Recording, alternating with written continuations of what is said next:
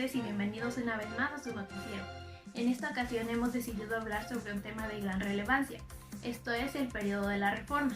Este periodo se caracterizó por ser una transformación social, en la cual el Estado se basaría en un orden constitucional y habrían cambios en la estructura política, además de que se intentaría quitarle los privilegios a las clases dominantes y habría una reestructuración en la economía y en el trabajo.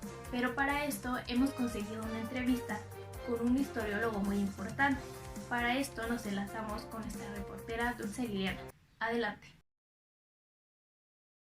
Nos encontramos aquí con el historiador Carlos Martínez, quien nos viene a hablar un poco sobre Reforma. Díganos, ¿cómo inició esta guerra?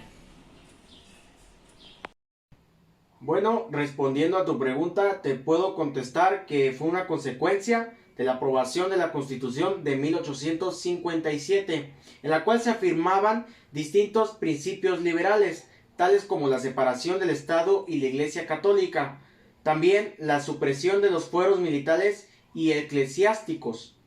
Aunque la guerra apropiadamente inició con la batalla de Celaya en el estado de Guanajuato el 8 de marzo de 1858, en donde los conservadores fueron totalmente derrotados.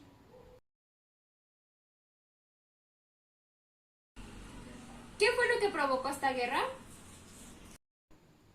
Una de sus principales causas fueron las diferencias entre los dos principales partidos mexicanos, con ideologías y pensamientos muy políticos y muy distintos, que interactuaban o que buscaban estructurar la república luego de la independencia. También la extensión de los ideales liberales, tales como la igualdad, la libertad y propiedad privada de la tierra, que se contraponían con los modelos coloniales que defendían los conservadores. ¿Qué es la Ley de Juárez y de qué se trató? En esta ley de 1855 se eliminaban privilegios que la legislación anterior les había otorgado a los militares y sobre todo a la iglesia. Los miembros del ejército y el clero podían ser juzgados por cualquier tribunal del Estado en asuntos civiles. No obstante, persistieron los tribunales militares y eclesiásticos para juzgar sus delitos.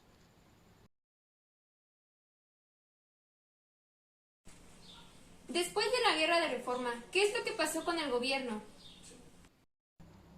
Bueno, cuando se aprobaron las leyes liberales, estructuraron un Estado moderno que era principalmente basado en los ideales de libertad e igualdad, separado claramente de la Iglesia Católica.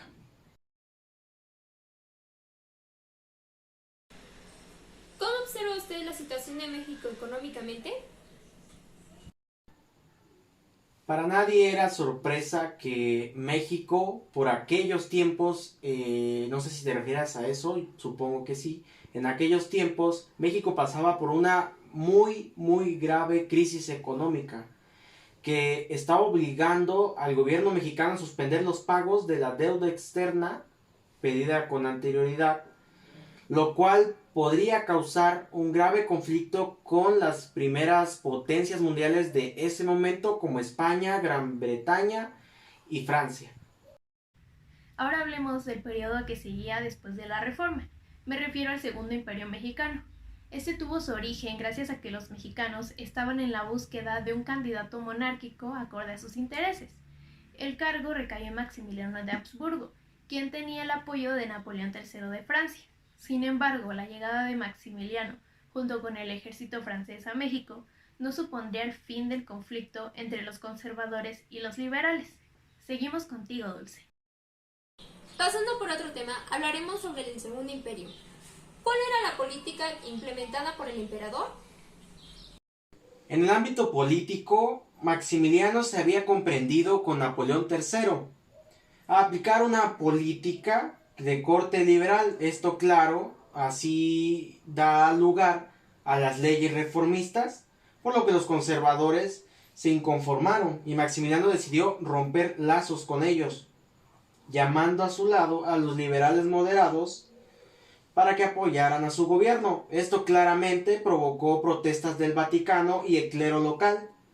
Y para someterlo simplemente el emperador planeó atacar sus intereses y estableció la libertad de cultos, además de que la iglesia fuera controlada y pasara a manos del Estado, sin mencionar que los servicios religiosos fueran gratuitos y declarar medidas para evitar los abusos del clero.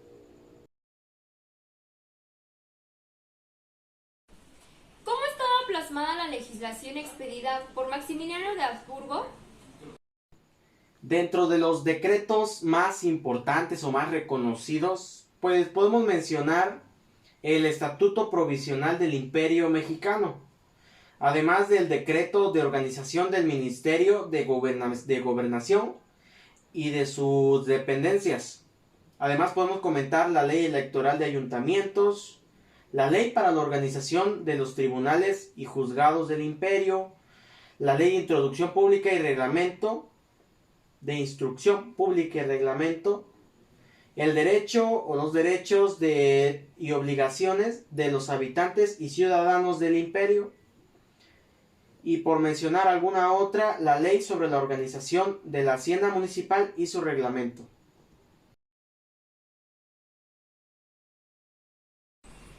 ¿Cómo se caracterizó este gobierno de Maximiliano de Habsburgo? Las propuestas del emperador Maximiliano eran muy novedosas para esa época por su modernidad y actualización. Inclusive tanto los militares, liberales como los conservadores aceptaban la deficiencia de los proyectos anteriores en materia de reglamentación del ejército mexicano. Las disposiciones decretadas por el emperador Maximiliano no llegaron a ponerse en práctica simplemente por el corto periodo de su gobierno. Pero por otro lado, el ejército liberal, a pesar de tener grandes carencias en organización, administración, falta de presupuesto y conocimiento de tácticas militares, vencieron al ejército más moderno de su época para impedir una invasión y dominio del territorio nacional. ¿Cuáles eran las ideas que Maximiliano quería plasmar en la educación? Estas ideas él las perfila en una carta que escribió o fue dada a conocer en junio de 1865 a Manuel Silicio, que era en ese entonces el ministro de Instrucción Pública y Cultos, para manifestarle la urgencia de la instrucción pública y además de que externa a él que la educación debería de ser gratuita y accesible para todos. También que fuera la filosofía la materia principal de la educación. En el decreto además se agregó que en julio de ese año se reiteraba que la educación pública primaria era obligatoria y tenía que ser encargada por autoridades políticas del Estado. Además de que ordenó a los padres que mandaran a sus hijos de entre 5 y 15 años a las escuelas que en ese tiempo se empezaban a desarrollar un poco más, así como los preceptores de las cabezas del distrito o municipalidad, que organizaran academias y que unificaran métodos de enseñanza. De aquí destaca la ley de instrucción o instrucción pública.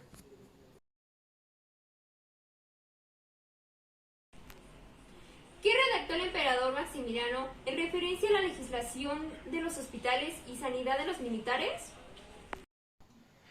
Sí, redactó un proyecto de reglamento firmado el 15 de diciembre de 1865.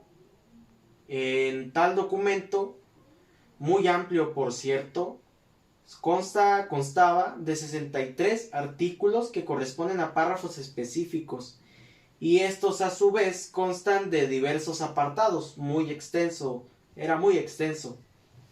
Las disposiciones inician considerando que era urgente plantear y organizar los establecimientos hospitalarios, que los soldados heridos o enfermos fueran atendidos y que en ese momento eran de suma importancia.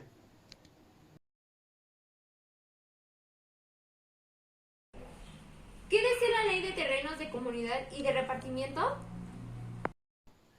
Esta ley ordenaba que los terrenos que pertenecían a los pueblos en forma colectiva fueran adjudicados en propiedad individual a los vecinos. Por esta ley, la distribución de la tierra a los campesinos sería gratuita, hasta el límite de media caballería por familia, y ciertos terrenos de aprovechamiento colectivo continuarían bajo un régimen de propiedad comunal.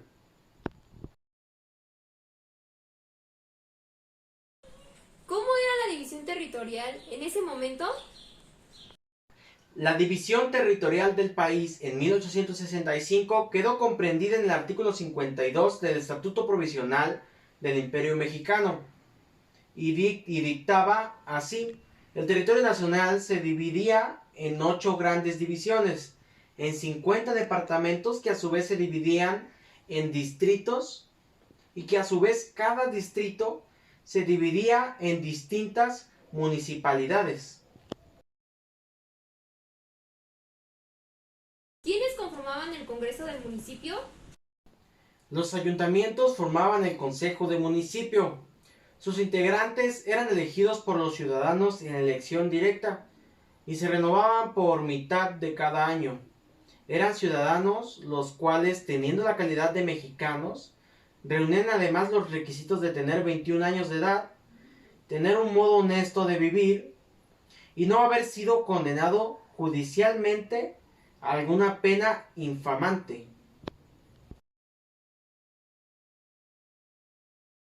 ¿Cuáles eran los derechos y las libertades de los habitantes? El emperador garantizaba a todos los habitantes del imperio, conforme a las prevenciones de las leyes, disfrutar de sus derechos y garantías, tales como la igualdad ante la ley, la seguridad personal, la propiedad, el ejercicio de su culto y la libertad de publicar libremente sus opiniones.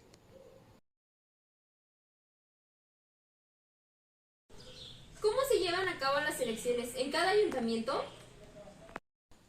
El nombramiento de los ayuntamientos se hacía por elección popular directa y se renovaban por mitad de cada año. Estas disposiciones se complementaban con las dictadas en el decreto de los derechos y obligaciones de los habitantes y ciudadanos del imperio. Todo ciudadano mexicano con más de 21 años que supiera leer y escribir y que estuviera vecinando o residiera en la municipalidad por más de un año tenía el derecho a votar. Y regresamos al estudio contigo, Nancy.